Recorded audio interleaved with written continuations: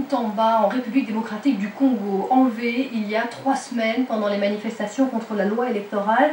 Ce défenseur des droits de l'homme est réapparu pour la première fois aujourd'hui. Les autorités congolaises l'ont accusé devant les médias d'avoir voulu renverser les institutions.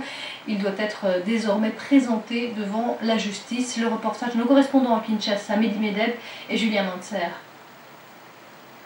C'est sous bonne garde que Christopher Ngoyi Mutamba est présenté en public. Le défenseur des droits de l'homme face à un parterre de ministres et de services de sécurité. Sa disparition forcée il y a 3 semaines avait suscité indignation et inquiétude au Congo et dans le monde. Une mise en scène pour rassurer, d'après le ministre de l'Intérieur. Et bel et bien vivant.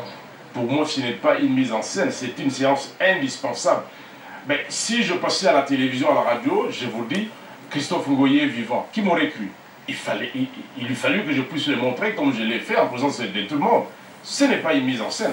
En moins d'1 heure, l'activiste se retrouve sous le feu des accusations. Une dizaine au total, dont atteinte à la sûreté de l'État. Dont le but déclaré était de renverser les institutions de la République. Des accusations réfutées en bloc par le fils de Christopher Ngoyi, celui qui est aussi l'un de ses avocats, assure que toute cette affaire est montée de toutes pièces. Ça nous inquiète profondément, parce qu'il n'était ni de près ni de loin impliqué dans tout ce qui s'est passé. Et je signale en passant que la perquisition au cours de laquelle ils ont prélevé les documents a été faite sans sa présence. Donc tout cela est un maquillage judiciaire et nous espérons que les juges qui vont devoir connaître de cette cause seront honnêtes et trancheront comme il se doit. Heureux de revoir les siens et des militants des droits de l'homme qui le soutiennent. On va trop jusqu'au bout. Je suis fier.